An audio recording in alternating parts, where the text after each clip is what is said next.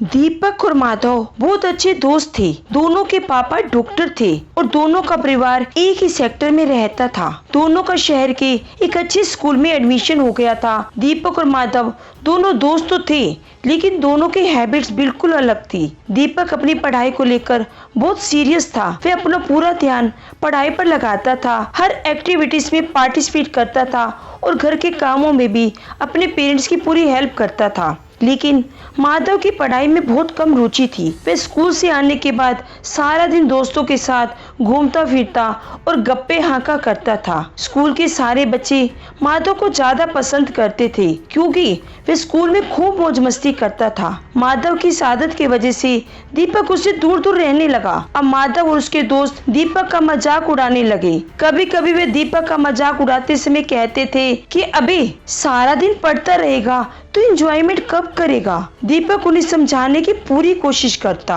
और उन्हें कहता एंजॉय तो कभी भी कर लेंगे, पूरी लाइफ पड़ी है, लेकिन अभी तो कैरियर बनाना है। लेकिन माधव और उसके दोस्त उस पर खूब हंसते थे और कहते थे अभी से स्ट्रगल करके क्या होगा, ये उम्र एंजॉयमेंट की है, अभी एंजॉय नहीं करेगा तो क्या बूढ़े होकर करेगा। एंजॉय कर एंजॉय, बाद में तो जॉब करनी है, फिर समय कहाँ मिलेगा, तब तो लाइफ में स्ट्रगल ही स्ट्रगल होगा। लेकिन इतना सब होने के बाद भी दीपक उन्हें बहुत समझाता था। ऐसे ही समय बीतता गया। दीपक और माधव की स्टडी पूरी हो चुकी थी। दीपक के पापा का ट्रांसफर किसी दूसरे शहर में हो गया था। कुछ ही दिनों में दोनों एक दूसरे को भूल चुके थे।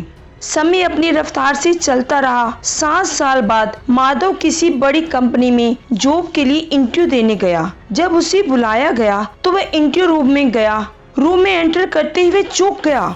उसके सामने लगभग 10 लोग बैठे थे। ठीक बीच में सफेद कोट पहने एक बहुत ही इम्प्रेसिव पर्सन बैठे थे। उस सफेद कोट पहने हुए आदमी को देखते ही माधव हैरान हो गया और बोला, अरे दीपक, तुम यहाँ क्या कर रहे हो? क्या इंटरव्यू देने आए हो? दीपक, जो कि सफेद कोट पहने हुए बैठा था, वह बोला, ओह तुम माधव हो ना? माधव बोला, हाँ मैं माधव ही हूँ और यहाँ इस कंपनी में जॉब के लिए इंटरव्यू देने आया हूँ। तुम यहाँ कैसे? दीपक बोला, नहीं मैं इंटरव्यू देने नहीं आया हूँ, बल्कि इंटरव्यू लेने आया हूँ, क्योंकि मैं इस कंपनी का मालिक हूँ। माधव की नजरें तुरंत झुक गई। वह वही चुप हो गया। वह मन ही मन सोचने लगा कि मैं जिसका इतना मजाक उड़ाता था, आज वह इतनी बड़ी कंपनी का मालिक है। अब दीपक ने माधव को देखकर कहा, अगर तुम इंटरव्यू के लिए आए हो तो हमारे बोर्ड के लोग तुम्हारा इंटरव्यू जरूर लेंगे। अब बोर्ड के लोग माधव का इंटरव्यू लेने लगे। 5 मिनट बाद ही बोर्ड के लोगों ने माधव को रिजेक्ट कर दिया और कहा, आपके पास जो डिग्री है वह यह बताती है कि आपकी स्टूडेंट लाइफ बहुत कमजोर रही है और आपके पास कोई जॉब एक्सपीरियंस भी नहीं है, इसलिए हम आपको जॉब पर नहीं रख सकते। माधव बहुत उदास हो गया। वह दीपक के आगे रोने लगा, गिड़गिड़ाने लगा। वह दीपक से कहने लगा, मैं पिछले 3 साल से जॉब के लिए स्ट्रगल कर रहा हूँ, बहुत सी कंपनियों में इंटरव्यू दे चुका हूँ, लेकिन सभी जगह रिजेक्ट हो चुका हूँ। तुम तो मेरे अच्छे दोस्त रहे हो, कृपया मुझे नौकरी पर रख लो। दीपक ने कुछ देर सोचा और बोला,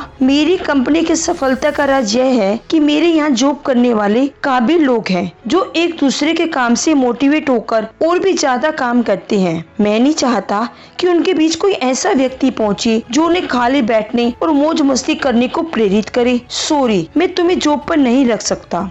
बहुत दुखी होते हुए माधव बोला, तो क्या मुझे अब कहीं जॉब नहीं मिलेगी? क्या मैं ऐसे ही जीवन भर स्ट्रगल करता रहूंगा? तब दीपक हल्की सी मुस्कुराहट के साथ बोला, यही कड़वा सच है मेरे दोस्त। मैंने अपनी स्टूडेंट लाइफ में बहुत स्ट्रगल किया ताकि मैं पूरी लाइफ खुशहाली और मौज मस्ती से बिता सकूं और एक सक्सेसफुल बिजनेसमैन कहलाऊं, और तुमने अपनी स्टूडेंट लाइफ मौज मस्ती और खेल कूद में बिता दी। रिजल्ट तुम्हारे सामने है। अब तुम्हें जीवन भर स्ट्रगल करना होगा। मैंने जो चुना वह मुझे मिल रहा है और तुमने जो चुना वह तुम्हें मिल रहा है। तभी माधव वहाँ से दुखी मन से उठा और चल दिया, जैसे जीवन भर संघर्ष करने का वह संकल्प ले चुका हो। दोस्तों, ये एक स्टोरी ही नहीं बल्कि लाइफ का सच भी है, जो हमें लाइफ का यह संदेश देता है कि या तो जीवन में उस समय जब आप स्टूडेंट हो तब स्ट्रगल कर लो, ताकि बाद में फिर पूरी लाइफ मौज मस्ती के साथ हैप्पी एंड सक्सेसफुल लाइफ बिताओ, या फिर जीवन में उस समय जब आप स्टूडेंट हो तब मौज मस्ती कर लो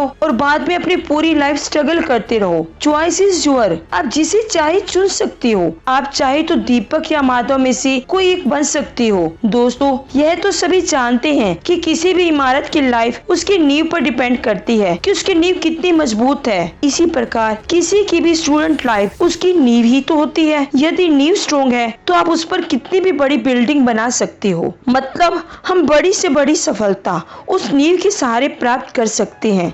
लेकिन नींव ही कमजोर है तो बिल्डिंग का गिरना तो लगभग तय ही है। इसलिए अगर आपने अब स्टूडेंट लाइफ में संघर्ष कर लिया तो आपका आने वाला कल आपका होगा और आपको हर कदम पर सफलता मिलेगी। दोस्तों, ये स्टोरी आपको कैसी लगी? अगर आपको अच्छी लगी हो तो प्लीज इसे शेयर जरूर करना। अगर चैनल पर नए हो तो चैनल को सब्सक्राइब करके बेल आइकन को दबा देना ताकि आने वाली वीडियो की नोटिफिकेशन मिलती रहे। धन्यवाद।